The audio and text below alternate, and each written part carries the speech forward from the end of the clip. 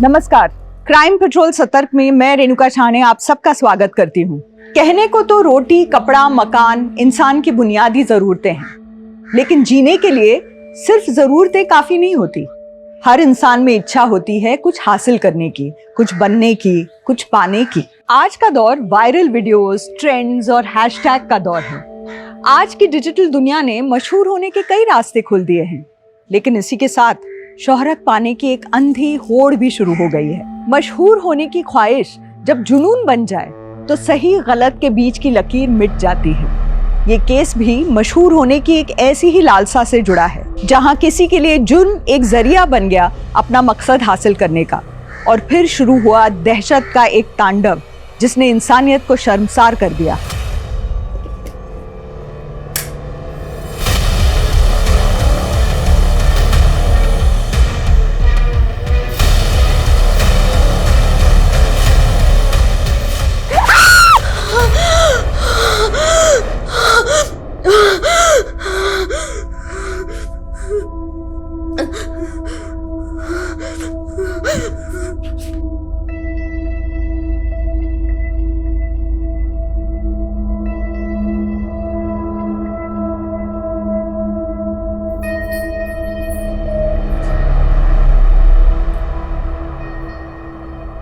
बेटा तृप्ति, तेरी उम्र में लड़कियां प्रिंस चार्मिंग के सपने देखती हैं, पर तेरे तो ख्वाब ही कुछ और हैं।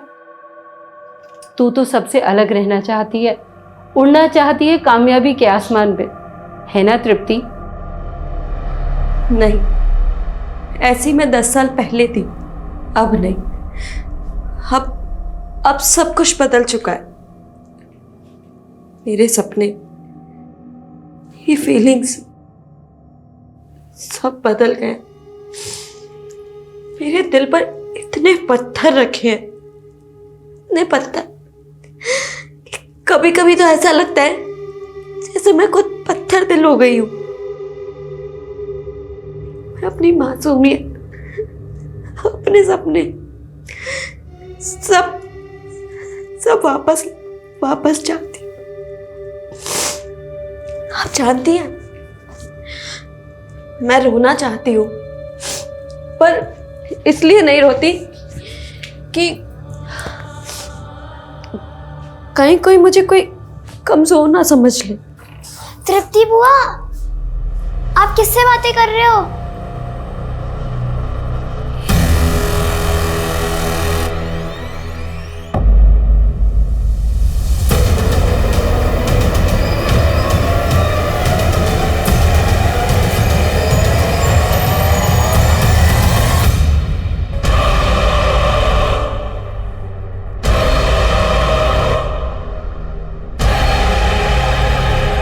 ये जगह कैंपिंग के लिए एकदम बेस्ट रहेगी।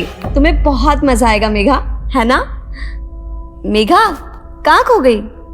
क्या आप उनसे सच में बात करती हो और वो आपको दिखती हैं? हाँ, जैसे एक अंधेरे में रोशनी की किरण, बिल्कुल वैसे वो मुझे दिखाई देती हैं। मुझे भी बात करनी है उनसे। हाँ, मैं करवाऊंगी। हाँ मुकुंद जी, बोलिए। ये कैसे हो सकता है? इस महीने ये दूसरा टेंडर हमारे हाथ से निकला है, वो भी सिर्फ 1 रुपए के मार्जिन पर मैडम। इस टेंडर की भी कोटेशन शुक्ला ने ही फाइनल की थी ना? तभी शुक्ला आज ऑफिस नहीं आया मैडम।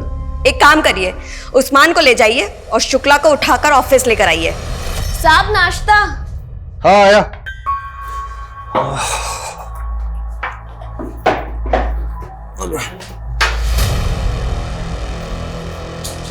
आप लोग यहाँ पे? हाँ, क्या बात है? अरे क्या कर रहे हो? अरे क्या कर रहे हो तुम लोग? अरे क्या हो रहा है?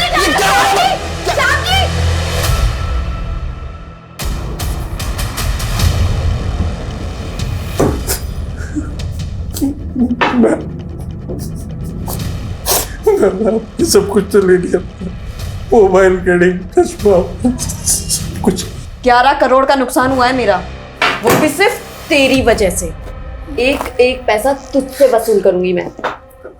चल साइन कर इस पर।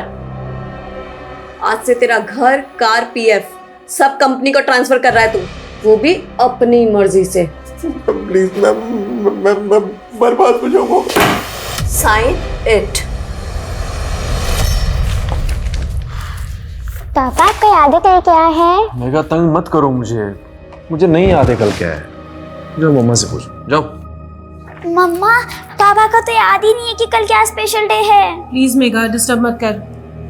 तुम दोनों के पास अपनी बेटी के लिए भी समय नहीं है। इतना भी याद नहीं कि कल मेघा का बर्थडे है।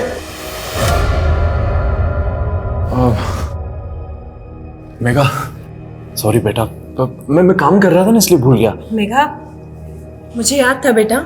अच्छा बताओ, पार्टी कहाँ चाहिए तुझे? अब आप दोनों से तो पार्टी चाहिए ही नहीं, और वैसे भी तृप्ति वो ऑलरेडी मेरे बर्थडे सेलिब्रेशन का प्लान कर चुकी है। अच्छा अच्छा है, माँ बाप ना सही, कम से कम बुआ तो है जिसने तेरा ख्याल है। चल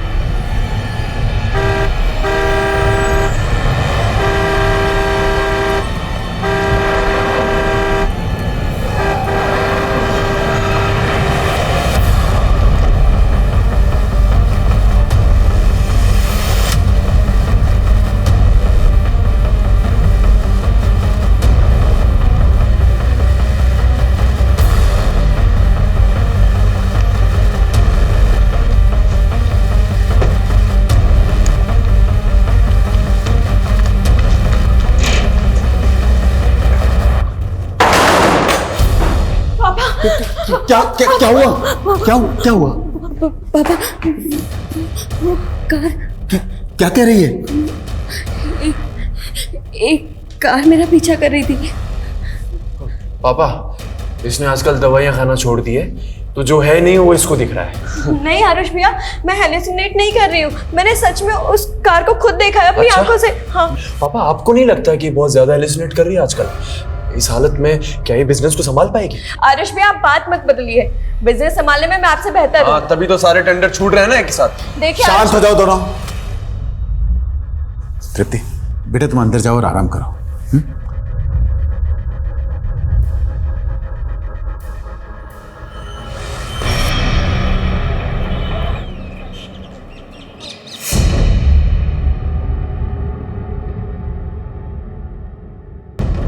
पापा जी, तृप्ति का फोन तो अभी भी बंद आ रहा है। मैंने बोला था आपसे, उस दिमागी मरीज को घर के बाहर मत जाने दीजिए, लेकिन आपने मेरे बेटे को भी उसके साथ भेज दिया, और वो भी उसके बर्थडे वाले दिन। तृप्ति, मेघा के लिए सरप्राइज है, कम से कम मुझे तो बता दे, कैंपिंग के लिए जाकर नहीं है। दादू, रात को सब पता चल जाएगा, अभी सरप्राइज मत बिगाड़ो। पापा, बर्थडे गर्ल की बात हमेशा माननी चाहिए। वैसे भी रात को आपको सब पता चल ही जाना है।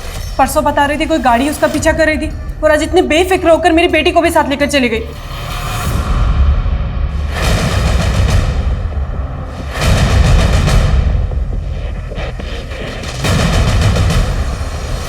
Crime branch, Adil Khan. Surendra ji, DCP sir ने फोन करके बताया कि आपकी बेटी तृप्ति गायब है। मेरी बेटी तृप्ति नहीं, मेरी पोती भी मिसिंग है। जी, डीसीपी सर ने बताया। हम आपकी बेटी के फोन की लोकेशन को ट्रैक कर रहे हैं। आप लोगों को किसी पे शक? हाँ, परसों एक कार मेरी बेटी की कार को फॉलो कर रही थी। मुझे शक है इंस्पेक्टर, कोई तो है जो मेरी बेटी को परेशान कर रहा था। सर, तृप्ति का फोन कैलाशपुरी जंगल के आगे जो एरिया वहां पे बंद हुआ था, पेट्रोलिंग टीम को इन्फॉर्म कर दिया है। सुरेंद्र जी, आपकी बेटी उस जंगल वाले एरिया में क्यों गई होगी? No idea sir.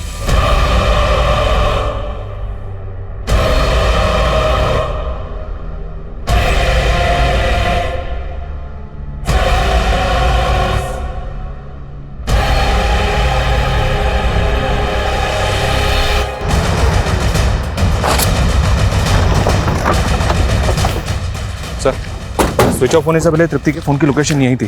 Patrolling team को तृप्ति की कार यहीं मिली। कार यहाँ मिली है तो वो दोनों भी यहीं कहीं होनी चाहिए। पूरा एरिया सर्च करो। सर्चिंग शुरू कर दिया सर। 2 टीम जंगल में पूरी तरह से सर्च करेंगे।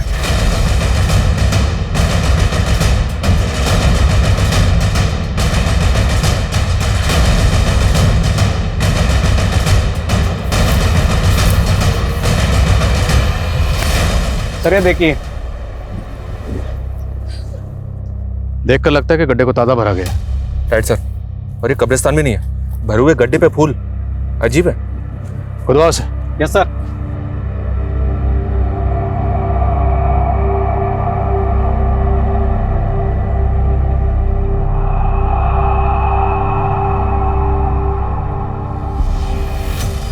ये तो मेघा है सर। अगर मेघा को मारकर यहाँ गाड़ा गया है तो इसके साथ जो दूसरी लड़की थी तृप्ति, वो भी किसी अनहोनी का शिकार हो सकती है। मनीष, जल्दी से बैकअप टीम बुलाओ, हमारे पास वक्त बहुत कम है। उस लड़की की जान खतरे में हो सकती है। क्विक। Okay sir.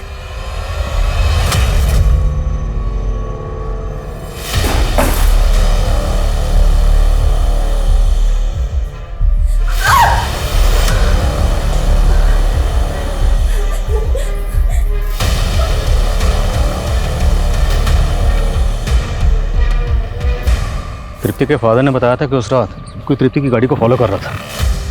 कुछ पता चला कौन था वो? फिलहाल तो नहीं सर, क्योंकि तृप्ति के घर के आसपास कोई सीसीटीवी नहीं मिला। वो उस रात ऑफिस से आ रही थी, तो उस रास्ते में जितने भी सीसीटीवी हैं वहाँ चेक करो। जी सर। और एक बात, आस पड़ोस के लोगों से इंक्वायरी की तो वो लोग बोल रहे थे कि सर खुद उसके घर वालों को ऐसा लगता है कि वो हेलुसिनेट करती है। हेलुसिनेट? जी सर। डिटेल में तो पता नहीं चला है, लेकिन कुछ भूत प्रेत का चक्कर है। सर नाक के पास लो।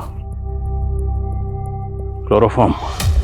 तो मतलब मेघा को पहले क्लोरोफॉर्म सुंघा के बेहोश किया गया, उसके बाद मारा गया, मारने के बाद दफनाया गया।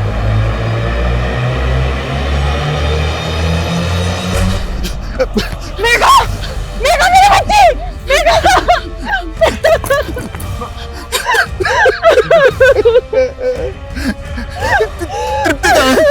तृप्ति कहाँ है? सर, कांस्टेबल शुक्ला ने तृप्ति के ऑफिस में बात की।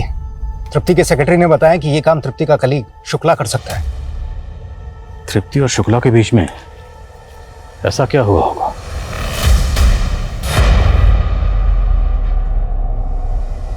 सर!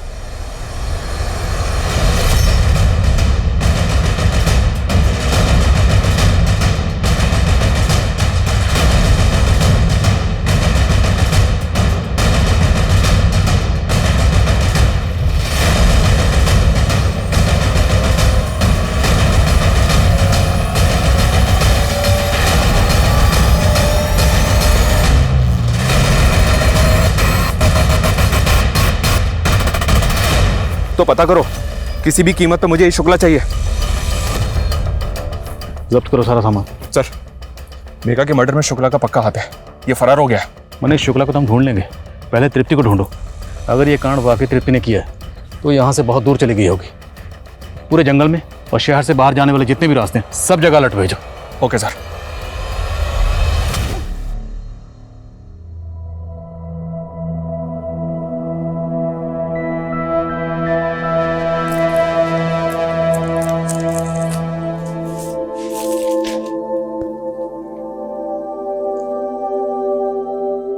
जिस रिश्ते से हमारी माँ सबसे ज्यादा डरती थी, वही रिश्ता बनाने जा रहे हैं हम आपसे। जैसे हमारे मामा ने हमारी माँ को धोखा दिया, आप मत दे दीजिएगा। अरे पागल हो गया? हाँ, अगर धोखा देना होता तो बहन थोड़ी ना बनाते। कभी भी आजमा लेना, और तुम्हें वादा किए हैं तुम्हारी रक्षा करने का, और हमेशा निभाएंगे। अच्छा वैसे एक बात बताओ, तुम्हारे मामा तुम्हारे मम्मी के साथ किए क्या थे? बेच दिया था उन्होंने। ये तृप्ति की स्वर्गवासी माँ की तस्वीर है, गीतांजलि की। सुरेंद्र जी, हमें टेंट में जिस तरह का सामान मिला है वो कुछ तंत्र वंत्र का सामान था, जैसे स्पिरिट्स को बुलाने के लिए लोग इस्तेमाल करते हैं, कुछ ऐसा सामान था। क्या आपकी बेटी तृप्ति किसी तांत्रिक वांत्रिक के चक्कर? नहीं, तृप्ति ने पैरानॉर्मल साइकोलॉजी और मेटाफिजिक्स में पढ़ाई की थी। पैरानॉर्मल एक्टिविटीज को डिटेक्ट करना तृप्ति इस काम के लिए क्वालिफाइड थी। जब तृप्ति 18 साल की थी तब उसकी माँ कैंसर के कारण चल बसी। तृप्ति अक्सर अपनी माँ से बात करती थी। उसका तो यह भी कहना था कि वो अपनी मरी हुई माँ को देख भी सकती है। मतलब वो अपनी माँ को इमेजिन करती थी? She was hallucinating? नहीं, खैर छोड़िए, आप इस मामले में क्यों पढ़ रहे हैं? आप प्लीज मेरी बेटी को ढूंढिए ना, हम पहले ही मेघा को खो चुके हैं। देखिए सुरेंद्र जी, हमें कुछ तो खटक रहा है। मेघा की लाश मिलना तृप्ति का गायब होना और मेघा की लाश हमें जिस तरह से मिली है वो एक गड्ढे में गड़ी हुई थी और उसके ऊपर फूल चढ़ाए हुए थे कब्र बनाकर। ये किस तरह की पैरानॉर्मल एक्टिविटी है? तो आप कहना क्या चाहते हैं कि मेरी पोती को किसी प्रेत या भूत ने मारा है? सुरेंद्र जी, ये आप कह रहे हैं, लेकिन टेंट में हमें जिस तरह का सामान मिला है वो तंत्र मंत्र का सामान। सिर्फ इतना नहीं, हमें वहाँ ये खत भी मिला है। ये खत तृप्ति ने अपनी माँ के नाम लिखा है, जिसमें उसने लिखा है कि माँ, आज आपकी पोती का जन्मदिन है। मैंने आपकी तरफ से इसको आपकी पायल भी गिफ्ट की है। आप तो इसे अपनी उम्र दे नहीं सकती, लेकिन ये कहती है ये आपको अपनी उम्र दे देगी। बस आप एक बार आ जाओ। सुरेंद्र जी, हमें लगता है कि आपकी पोती मेघा जरूर आपकी बेटी तृप्ति के किसी अंधविश्वास का शिकार हुई है। तृप्ति ने ही मेघा को मारा, उसके बाद वो फरार हो गए। मेरी बेटी को ढूंढने की बजाय आप मेरी पोती की हत्या का आरोप उस पर लगा रहे हैं। कितने जालिम हैं आप लोग। ऐसी दुख की खड़ी में आपको ऐसा भद्दा मजाक करते हुए शर्म आनी चाहिए।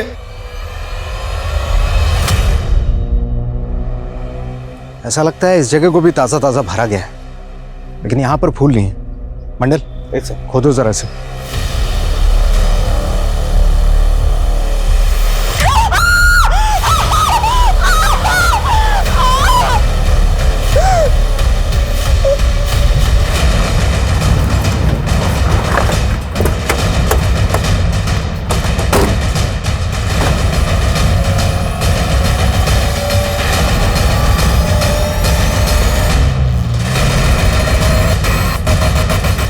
तो तृप्ति है,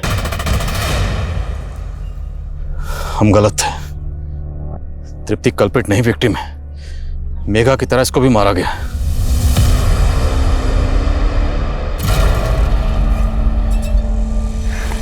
ये लीजिए भैया आपका चेक। तेरे से भीख नहीं चाहिए मुझे। जानती हूँ मैं आपको चुभ रही हूँ, पर मैं क्या करूँ, मैं भी तो पापा के फैसले के आगे मजबूर हूँ। इन पैसों पर आपका हक है। मेरा हक? मेरा हक इससे कई ज्यादा है, और वो मैं लेकर रहूंगा।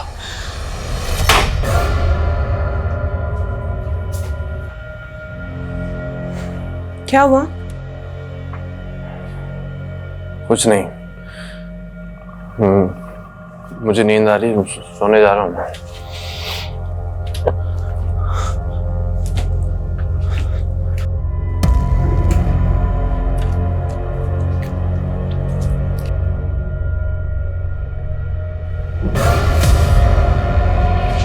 घिटारे हत्याकांड, जिसने पूरे शहर को ही नहीं पूरे देश को हिला के रख दिया है। वो लोगों को मार के उनके मांस तक को पका के खा जाता है। कौन है? स्वर्ग हो तेरा। तू भाग जा कमीने यहाँ से, वरना तू भी चलना मेरे साथ। तू जाता है या मैं पुलिस को बुलाऊं?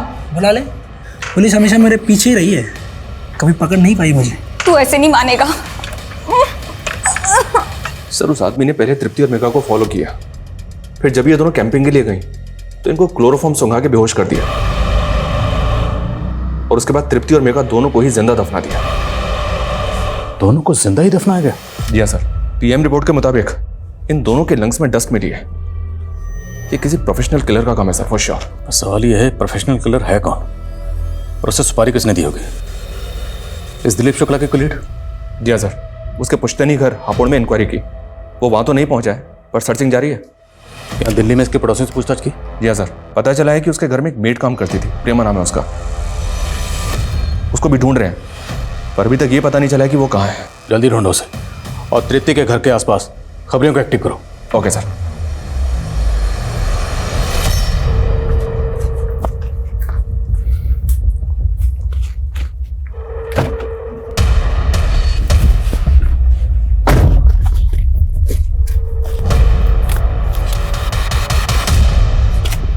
दिव्या, अच्छा हुआ तूने मुझे बचा लिया। अगर तू नहीं होती तो मैं क्या करता? देखो, इस बार कुछ गड़बड़ मत करना, ठीक है? चल जा।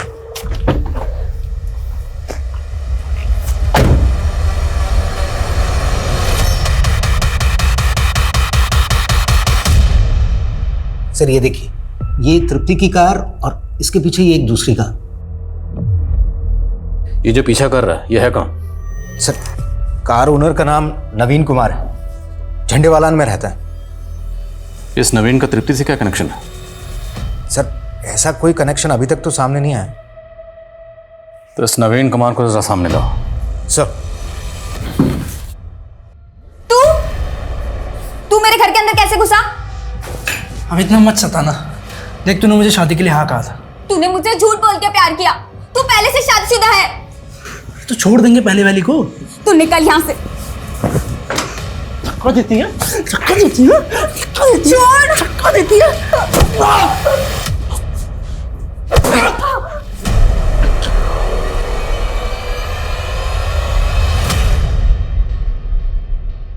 बोल नवीन, उस दिन तृप्ति की कार का पीछा क्यों कर रहा था?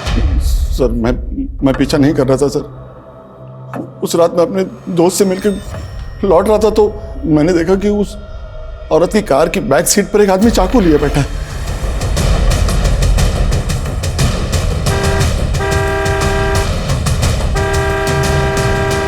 सुनिए, चाकू है उसके पास। यकीन मानिए सर, मैं उसकी मदद करना चाहता था। ओए मददगार, तू कह रहा है कि तृप्ति की कार की पिछली सीट पर कोई आदमी हाथ में चाकू लेकर बैठा हुआ था, तो तृप्ति ने एक बार भी रियर व्यू मिरर में उस आदमी को नहीं देखा होगा? सर, तृप्ति गाड़ी का जो मॉडल है उसमें रियर व्यू मिरर की जगह पे कैमरा लगा हुआ था सर, इसलिए उसने नहीं देखा होगा। तुझे बड़ा पता है उसकी कार का मॉडल कौन सा था, कहाँ कैमरा लगा हुआ था, कहाँ क्या लगा हुआ था, सब कुछ? सर 15 साल से मैं 15 साल से उस पर नजर थी? नहीं सर, ऑटोमोबाइल में काम करता हूँ 15 साल से। तू तृप्ति के पीछे पीछे उसके घर तक तो गया था ना, तो ये बात तूने उसके घर वालों को क्यों नहीं बताई? सर, जिस तरह आप इसे कहा नहीं समझ रहे, अगर वो लोग भी यही समझते तो इसलिए मैं डर गया था सर। और फिर वो आदमी भी कार से उतर के भाग गया था। मैं क्या किसी को बताता तो क्या बताता सर?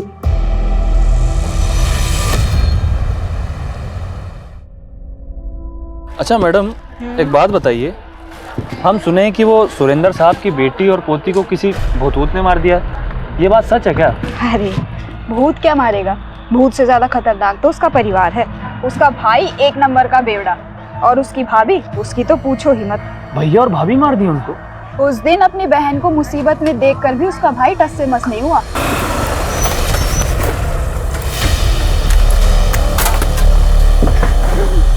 बाहर निकल।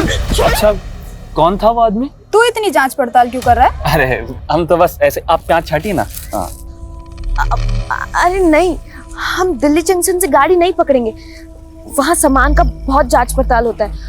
हम किशनगंज से गाड़ी पकड़ेंगे, वहाँ इतना जांच पड़ताल नहीं होता। और कौन था वो बाइक वाला? साहब शुरुआत में तो हमें लगा कि कोई चोर उचक्का है, लेकिन वो तो पति निकला साहब। किसका पति? तृप्ति का, गौतम तलवार नाम है साहब उसका, और कुछ साल पहले उन दोनों का तलाक हो गया। ठीक है, अभी तो जा, कोई और अपडेट हो तो बताना। जी साहब।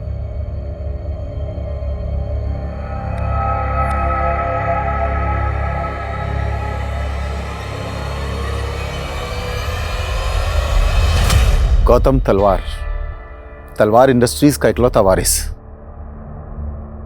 बड़े अरमानों से मैंने मेरी बेटी की शादी इतने बड़े घर में की थी, लेकिन करोड़ों का कारोबारी दहेज के लालच में मेरी बेटी तृप्ति को सताता था। मैंने उनकी हर डिमांड पूरी की, हर मांग पूरी की मैंने उनकी, पर फिर भी वो मेरी बेटी तृप्ति को टॉर्चर करते रहते थे। हमने डोमेस्टिक वायलेंस का केस दर्ज कराया, जिसकी वजह से गौतम के फैमिली वाले काफी लंबे समय से जेल में हैं। डिवोर्स का केस भी चल रहा है। ये गौतम चाहता क्या है?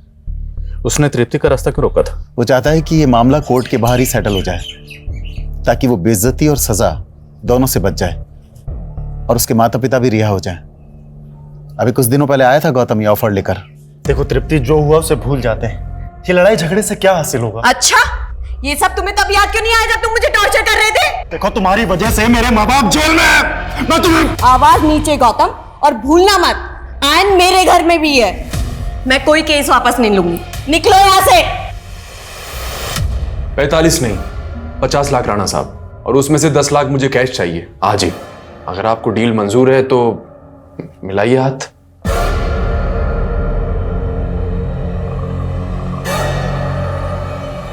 $5 लाख है।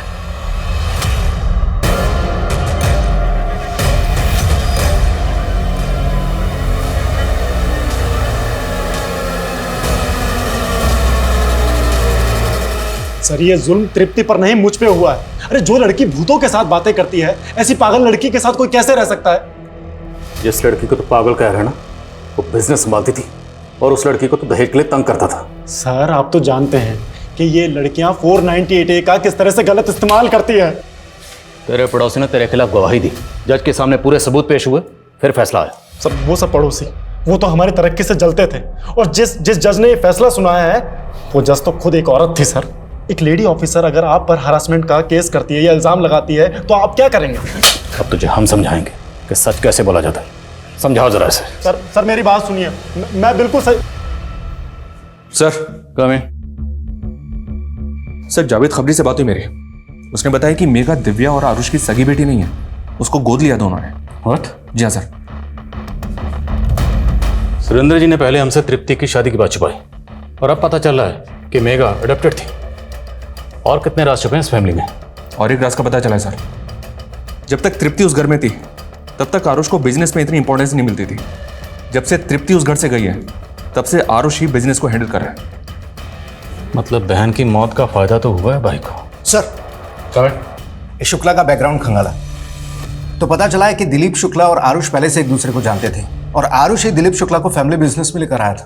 तो मतलब शुक्ला और आरुष इन दोनों के रास्ते का अगर कोई कांटा थी तो वो थी तृप्ति। कहीं इन दोनों ने मिलकर तो नहीं इस कांड को अंजाम दिया? और सर ये शुक्ला का कॉल रिकॉर्ड पता चला है कि जिस वक्त नवीन अपनी कार से तृप्ति की कार का पीछा कर रहा था उस वक्त शुक्ला का नंबर तृप्ति के घर के आसपास एक्टिव था। मतलब तृप्ति की कार में जो आदमी चाकू लेके बैठा हुआ था वो दिलीप शुक्ला था। अगर वो सच बोल रहा है तो, क्योंकि हो सकता है नवीन ने हमें घुमाने के लिए झूठा बयान दिया। ओके ठीक है सर। अभी अभी जावेद ने बताया कि जो मेट शुक्ला के घर पे काम किया करती थी प्रेमा, वो तृप्ति के घर में भी काम किया करती थी। तो ये बात हमें पहले क्यों नहीं पता चली? सर उसने दोनों घरों से काफी टाइम से छुट्टी ले रखी थी, इसलिए कभी उसका जिक्र ही नहीं हुआ।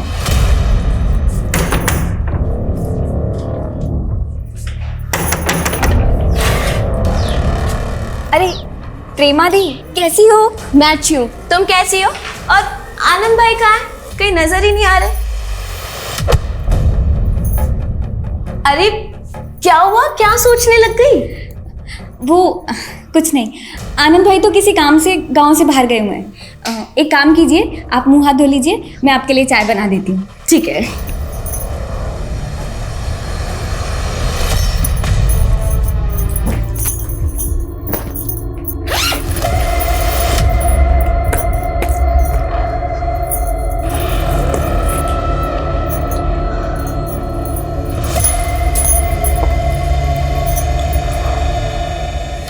प्रेमा दी, इतने सारे गहने वो कहाँ से आई है? आपने चोरी की है? नहीं नहीं सुरीली, चोरी नहीं की। वो मेरी मालकिन है ना तृप्ति दीदी, उन्होंने दी है। मेरी शादी है ना इसलिए। तृप्ति दीदी आपने बुलाया? हाँ होने वाली दुल्हन, ये सब तुम्हारे लिए निकाले मैंने। ये सब दीदी मैं कैसे? नहीं नहीं दीदी। हाँ नहीं नहीं, तुम रखो इन्हें, मेरी तरफ से तुम्हारी शादी का तोहफा।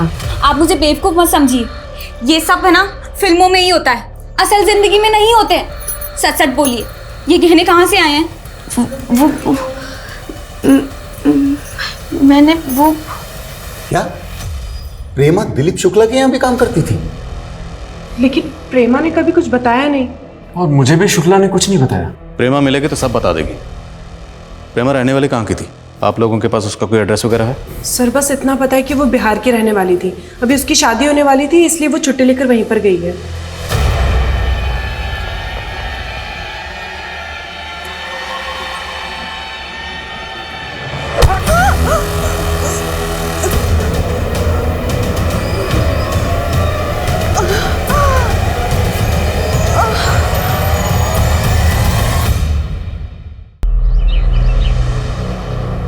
हाँ साहब, प्रेमा 2 हफ्ते पहले आई थी अपनी बहन सुरीली के साथ अपनी शादी का न्योता देने।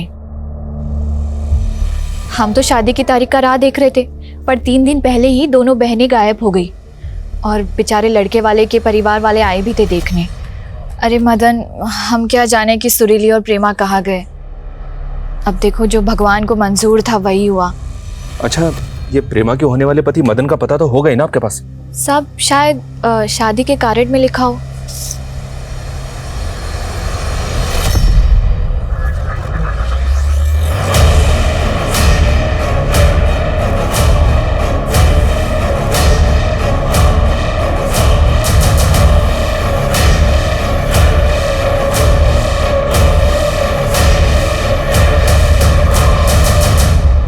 साहब, प्रेमा बहुत प्यार करती थी साहब हमसे। वो हमें ऐसे छोड़कर नहीं जा सकती साहब। हमें तो लगता है कि कुछ बुरा हुआ है उसके साथ। तुम प्रेमा के किसी रिश्तेदार को जानते हो? हाँ साहब, उसका एक मुंह बोला भाई है, आनंद। हमारा दोस्त है वो। उसी के जरिए मुलाकात हुई थी प्रेमा से और फिर बात शादी तक पहुंची थी। सब लोग बोलते हैं कि प्रेमा को हमसे शादी ही नहीं करनी थी, इसलिए भाग गई वो। लेकिन आप ही बताइए साहब, अगर प्रेमा को भागना ही था तो फिर सुरीली काहे भागी साहब? काहे गायब हो गई वो? पुलिस की तहकीकात दिल्ली से बिहार तक फैल चुकी थी। पुलिस ने अपनी कोशिशों में कोई कमी नहीं छोड़ी थी, लेकिन इन प्रयासों के बावजूद अब तक पुलिस के हाथ कोई ठोस सुराग नहीं लगा था। मेघा को गोद लिया गया था। ये सच्चाई क्या महज एक राज थी या फिर एक वजह थी जो इस अपराध की जड़ बन गई? मेघा की मां दिव्या चोरी छिपे जिस शख्स को पैसे दे रही थी, वो कौन था? प्रेमा का गायब होना, सुरीली की मौत, क्या ये सभी वारदातें इस केस से जुड़ी हुई थी? नवीन और गौतम के बयानों पर यकीन करके पुलिस क्या कोई गलती कर रही थी? और इन सभी सवालों के बीच एक सवाल ये भी था कि दिलीप शुक्ला कहाँ था? क्या दिलीप शुक्ला ने अपनी बेइज्जती का बदला लेने के लिए ये कत्ल किए या करवाए थे? सवालों का ये कोहरा हटाने में पुलिस के खबरी नेटवर्क ने एक अहम भूमिका निभाई, जिससे इस केस को एक क्रूशल ब्रेक थ्रू मिला। नहीं सर, सच बोल रहा हूँ सर, मैंने ऐसा कुछ नहीं किया सर। बकवास बंद कर। ऑफिस के गार्ड ने तुझे पार्किंग लॉट में तृप्ति की गाड़ी के पास मंडराते हुए देखा, और जिस दिन तृप्ति गायब हुई तेरे फोन की लोकेशन तृप्ति के घर के पास थी। तू ही बैठा था ना उसकी गाड़ी में चाकू लेकर? तृप्ति मैम की गाड़ी में वो मेरा चश्मा रह गया, तो गाड़ी खोल दो जरा। जी सर। सर मैं मानता हूँ कि मैं उसकी कार में चाकू लेकर बैठा था, लेकिन सर मैं सच कह रहा हूँ, मैंने उसे नहीं मारा सर। सर उसको डराकर सिर्फ अपने घर के पेपर्स और कार के पेपर्स वापस लेना चाहता था, और कुछ नहीं सर। लेकिन सर उस गाड़ी वाले की वजह से सब प्लान चौपट हो गया सर। मुझे लगा कि उसने मुझे देख लिया, इसीलिए मैं अंडरग्राउंड हो गया था सर। अंडरग्राउंड हो गया या तृप्ति और मेघा को मारकर अंडरग्राउंड कर दिया? दोनों को मारकर दफना दिया तूने? मैं सच कह रहा हूँ सर, मैंने ऐसा कुछ भी नहीं किया सर।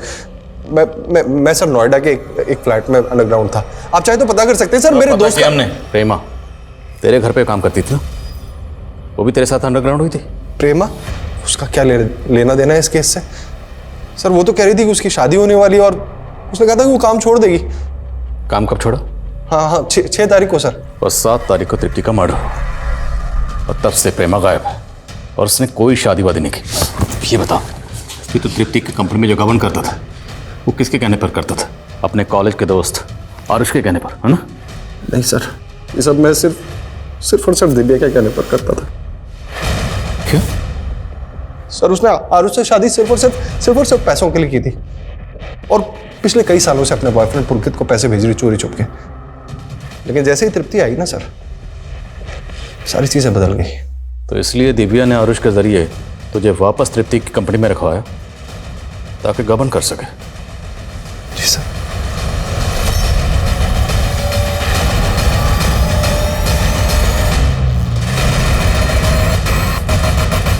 सर दिव्या 3 दिन पहले घर से बाहर निकली थी, अभी तक घर नहीं लौटी। दिव्या का फोन सर्वेलेंस पर डालो, उसका क्रेडिट कार्ड, एटीएम कार्ड, हर ट्रांजैक्शन पर नजर रखो। सर हमें सर ये प्रेमा के भाई आनंद के बारे में एक इन्फॉर्मेशन मिली है। ये एक वांटेड क्रिमिनल है, इसने प्रदीप नाम के एक आदमी को मारा था। हालांकि स्टेटमेंट ये है कि इसने अपनी बहन के डिफेंस में प्रदीप को मारा था। ये अभी तक जेल में था, लेकिन 1 महीने पहले ही पैरोल पे बाहर आया है। इस आनंद के लिए लुकआउट नोटिस जारी करो। Okay sir.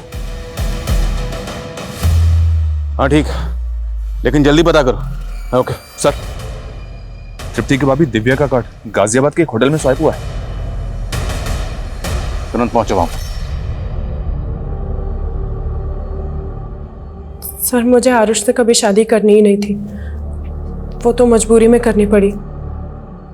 मैं और मेरा बॉयफ्रेंड पुलकित, हमारे सपने बड़े थे लेकिन जेब खाली। इसलिए आरुष की कंपनी से पैसा लूट कर अपने उस बॉयफ्रेंड को देती रही। जी सर। सर मैंने पुलकित के लिए बहुत कुछ किया, पर पुलकित ने मेरे साथ वही किया जो मैंने आरुष के साथ किया। सर वो मुझसे मिलने होटल आया था,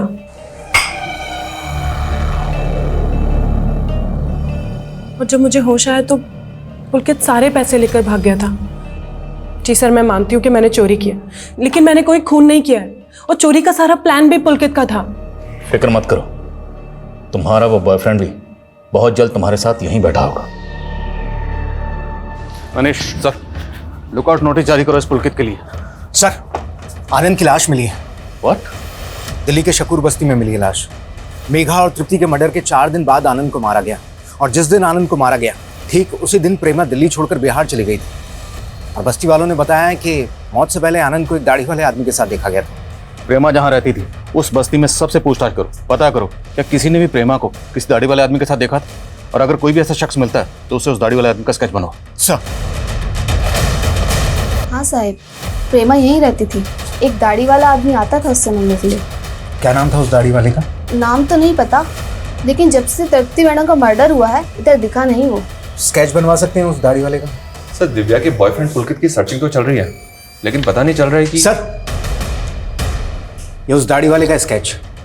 शकूर बस्ती में इसी आदमी को आनंद के साथ देखा गया था, और यही आदमी प्रेमा से भी मिलता था। बस्ती वालों ने कंफर्म किया।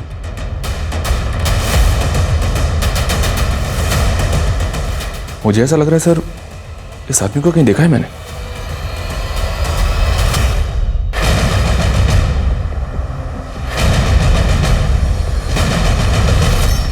हमारे केस की तरह एक केस भोपाल में भी हुआ था सर। इस केस में भी लड़की को तृप्ति और मेघा की तरह बेहोश करके जिंदा दफना दिया गया था। मॉडस ऑपरेंडी सेम है, तो क्या हम किसी सीरियल किलर से डील कर रहे हैं? सर, मैंने इस दाढ़ी वाले का स्केच भेजा था एनसीआरबी में।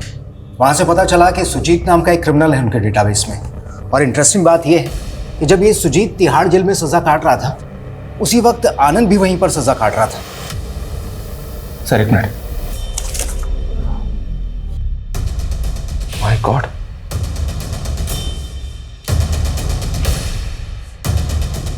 इस आदमी को मैं जानता हूं सर।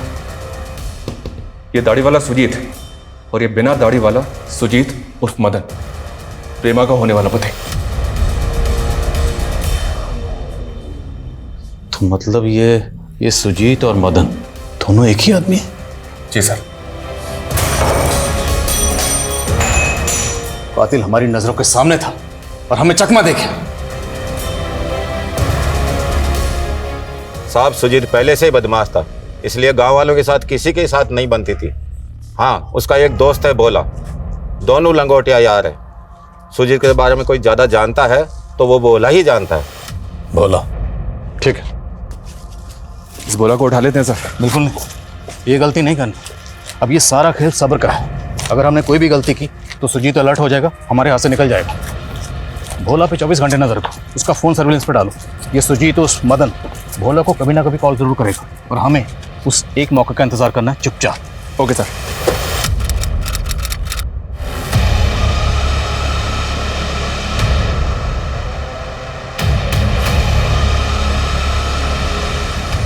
सर, फाइनली 6 महीने बाद भोला के कॉल रिकॉर्ड्स में काम का नंबर मिला है। पिछले 4 दिन से इस नंबर से भोला को लगातार कॉल आ रही है, और काफी लंबी बातें होती हैं। आखिरकार जिस मौके का हमें इंतजार था वो मौका आ ही गया। लखनऊ चलने की तैयारी करो। इस सुजीत उर्फ मदन को इस बार दिल्ली दर्शन करवा के मानेंगे। Okay sir.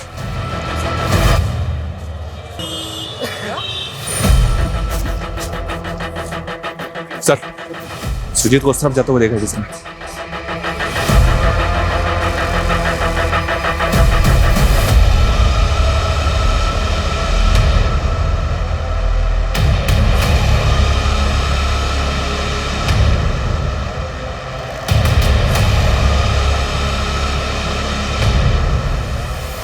क्या है?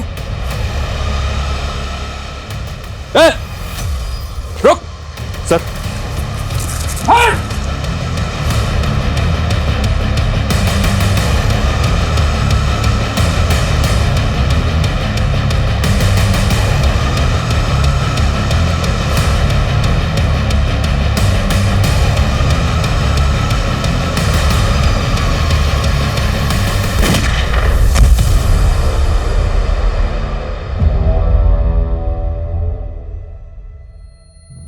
मकसद क्या था? क्या मकसद था इन सब मर्डर्स के पीछे? क्यों इतने लोगों की जान ली? वो क्या है ना सर, आप नौकर हो सरकार के। क्या मिलता होगा आपको? थोड़ी बहुत तनख्वाह और एक आध तांबे का मेडल। और मुझे ना आप जैसी ऐसी साधारण सी जिंदगी नहीं जीनी थी। तेरे जैसा मुजरिम का समझेगा कि पुलिस वाले की नौकरी करके जो सुकून और इज्जत हासिल होती है ना, वो तेरे जैसे मुजरिम को कभी नहीं होगी। अरे तो हम बदनाम हुए तो क्या हुआ सर, नाम तो हमारा भी हुआ ना। और जब मैं पहली बार जेल में गया तो पता चला कि बड़े अपराधी की बड़ी इज्जत होती है, इसलिए 1-2 मर्डर किए।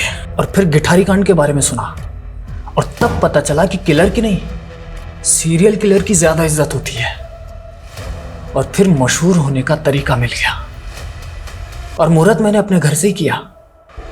मेरे बाप को उसकी औकात दिखानी थी मुझे। आनंद, वो तो तेरा साथी था, उसे क्यों मारा? आनंद से जेल में मिला था मैं, और उसी ने मुझे उसकी बहन प्रेमा से मिलाया और उसने मेरा ब्याह तय कर दिया था उसके साथ। लेकिन बड़ा सिद्धांतवादी था वो। एक दिन उसने मुझे प्रेमा के साथ देख लिया था। क्या चल रहा है सर? हाँ? अरे कुछ नहीं भाई, वो बस यूं ही मिलने आ गए थे। अब लुगाई बनने वाली है हमारी तो। जब लुगाई बन जाए ना तब दिखना। चल निकल। फिर एक दिन दारू पीने बुलाया उसको। साला था मेरा, लेकिन आंख दिखा रहा था मुझे। बदला तो लेना ही था। और इससे पहले मैं प्रेमा के साथ उसकी मालकिन तृप्ति के घर गया और तब मुझे ख्याल आया कि अभी तक मैं गरीबों को मार रहा था, अब मुझे अमीरों को भी मारना था।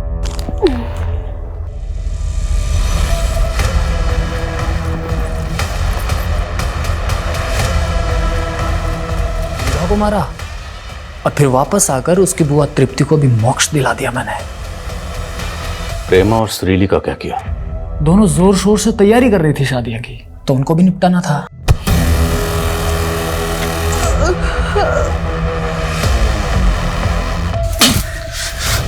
तेरे जैसा मुजरिम समाज में रहने का लायक नहीं। सुजीत इस वक्त न्यायिक हिरासत में है। जल्द ही उसके खिलाफ मुकदमा शुरू होगा। ये केस समाज से जुड़े कई मुद्दों को छूता है, जैसे कि अंधविश्वास।